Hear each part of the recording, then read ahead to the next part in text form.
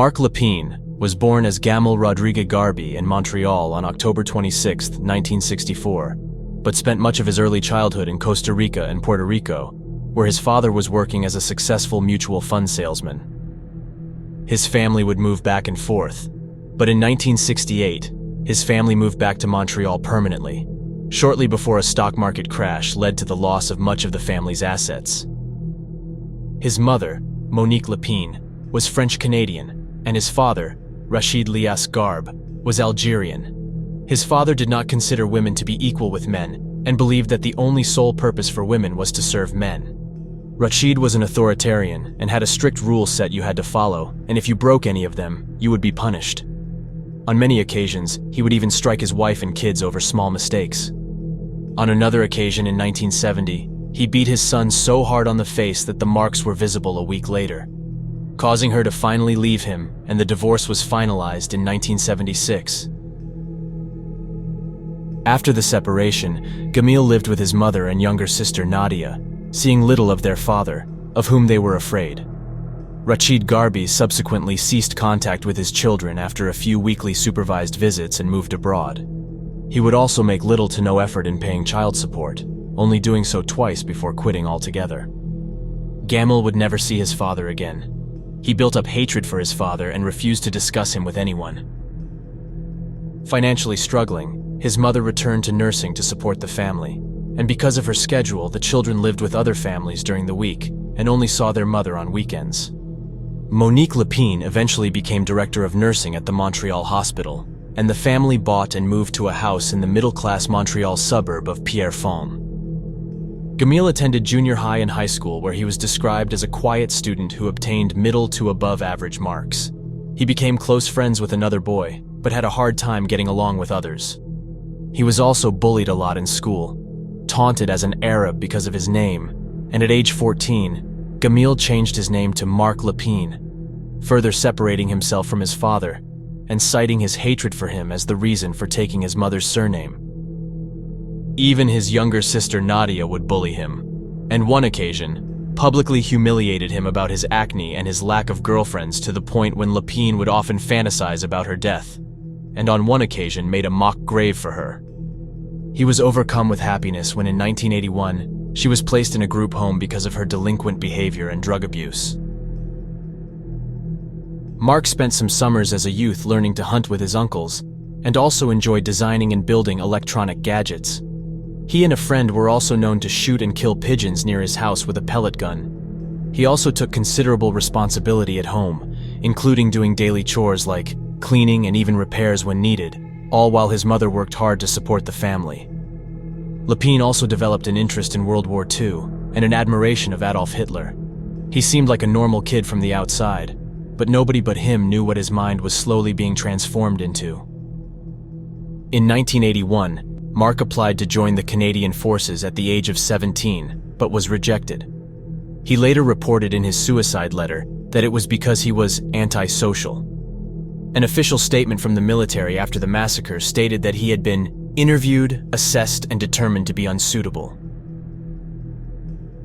He began a pre-university college program in pure sciences in 1982, failing some courses in the first semester, but improving his grades considerably in the second, when he switched to a 3-year vocational program in electronics technology, a 3-year technical program geared more towards immediate employment. Around this time, Lépine and the family moved to Saint Laurent, closer to his mother's work and to his new college. He quickly lost touch with his one close school friend after the move. This period marks the beginning of the 7 years in which he described in his suicide note as having brought him no joy. His teachers remembered him as being a model student, quiet, hardworking, and generally doing well in his classes, particularly those related to electrotechnology. However, in February 1986, during the last term of the program, he suddenly, and without explanation, stopped attending his classes as a result of failing to earn his diploma. Lépine took a part-time job in the kitchens at the hospital where his mother was director of nursing. His colleagues noticed some of his odd behaviors and described him as nervous and hyperactive. He moved out of his mother's home into his own apartment, and in the fall of 1986, he applied to study engineering at the École Polytechnique at the Université de Montreal. but lacked 2 courses required for admission. He was admitted on the condition that he complete 2 compulsory courses, including one in solution chemistry. In 1987, Lepine was fired from the job at the hospital for aggressive behavior, as well as being disrespectful of his superiors and carelessness in his work. He was angered over the dismissal, and at the time described a plan to commit a murderous rampage and then commit suicide, foreshadowing his future to come. After losing the job at the hospital, he took 3 courses at a publicly funded college, obtaining good marks in all his courses. And in March 1988, he began a course in computer programming at a private college in downtown Montreal, funding his studies with government student loans. 2 months later, he moved downtown to an apartment near his place of study and his mother's new condominium. In the winter of 1989, Lepine took a college night course in solution chemistry, a prerequisite course for the École Polytechnique. Around this time, Mark applied again to the École Polytechnique, but was rejected once again because he lacked required courses. But in March 1989, he abandoned the private college course in computer programming, but did well in the night course, obtaining 100% in his final exam. In August 1989, Lepine picked up an application for a firearms acquisition certificate and received his permit in mid-October, and on November 21st, Lepine purchased a Ruger Mini 14 semi-automatic rifle at a local sporting goods store. He had apparently told the clerk that he was going to use the rifle to hunt small game. Around October to December, Lepine was seen at least 7 times at the École Polytechnique institution. 4 days before the shooting, he brought his mother a present, which was strange because it was several weeks before her birthday or any other special occasion. On the cold winter day of December 6, 1989, sometime after 4 p.m., Mark Lepine arrived at the building housing the École Polytechnique institution, dressed in blue jeans, work boots, a dark jacket, and peaked cap. He carried a green polyethylene garbage bag holding 2 30-round magazines and his Ruger Mini 14 rifle. He also had a 6-inch hunting knife looped onto his belt. Mark first sat in the office of the registrar on the 2nd floor for a while, where he was seen rummaging through the garbage bag. He did not speak to anyone. He didn't even make eye contact with anyone. Even when a staff member asked if she could help him, he ignored her by getting up and leaving the office. He would later be seen in other parts of the building before entering a 2nd-floor mechanical engineering class of about 60 students at about 5:10 p.m. Mark was young, about the same age as most of the students gathered in the room. Upon entering, he had a shy smile on his face as he approached a student giving a presentation. He asked everyone to stop everything and ordered the women and men to opposite sides of the classroom. The request was greeted with titters of laughter. Nobody moved, recalled Professor Yvon Bouchard. We thought it was a joke. Until an instant later when he lifted his Mini 14 and fired 2 quick shots into the ceiling. "You're all a bunch of feminists, and I hate feminists," Lepine shouted at the suddenly terrified occupants of room 303. Forcibly at gunpoint, Mark then separated the 9 women from the approximately 50 men and ordered the men to leave. They did so without protest. He asked the women whether they knew why they were there. Instead of replying, a student asked who he was. He answered that he was fighting feminism. One of the students, Natalie Provost, protested that they were women studying engineering, not feminists fighting against men or marching to prove that they were better. He responded by opening fire on the students from left to right, killing 6.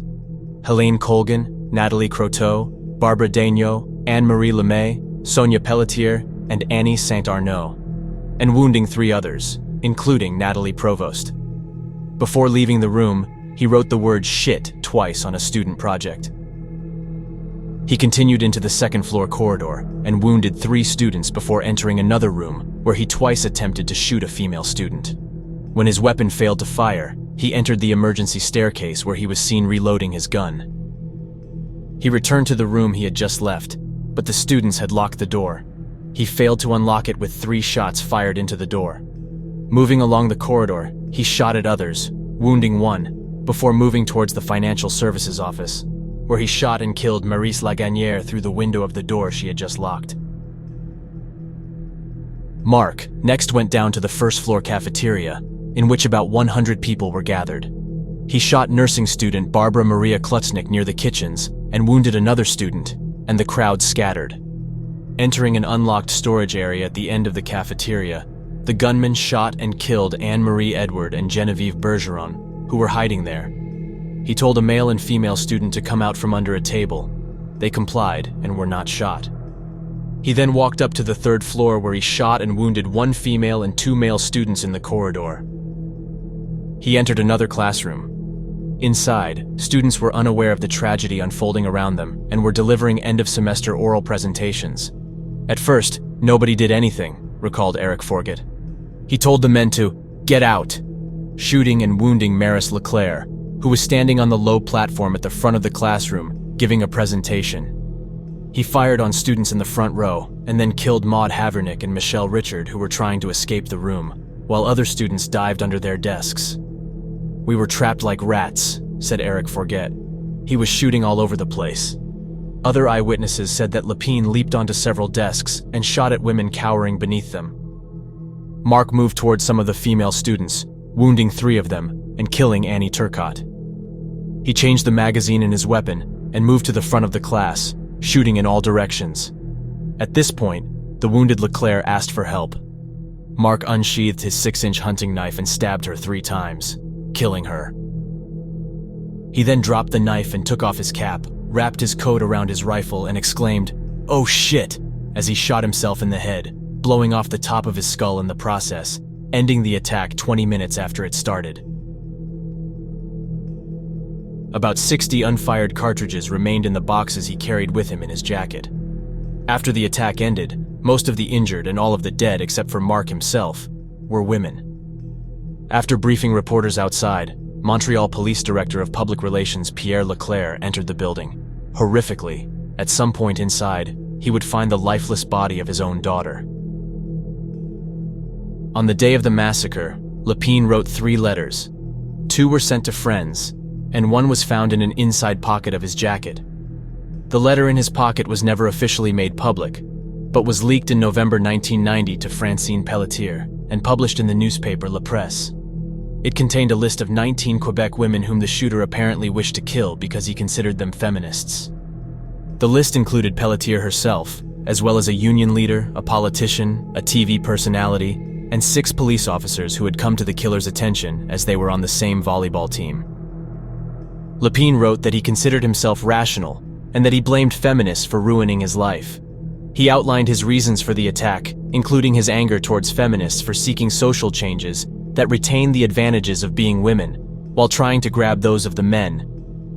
He also mentioned Dennis Lordy, a Canadian Armed Forces corporal who killed 3 government employees and wounded 13 others in an armed attack on the National Assembly of Quebec on May 8, 1984. Mark Lepine's rampage raised a number of unsettling questions. How did Mark reach the conclusion that simply being female was sufficient cause to justify his victims' deaths, and how a clearly disturbed man was able to obtain a lethal weapon with apparent ease, and how it was possible for a man with a gun to terrorize single-handedly so many people for so long without anyone lifting a hand to stop him? Mark killed 14 women, 12 engineering students, 1 nursing student, and 1 employee of the university, and injured 14 others, 10 women and 4 men.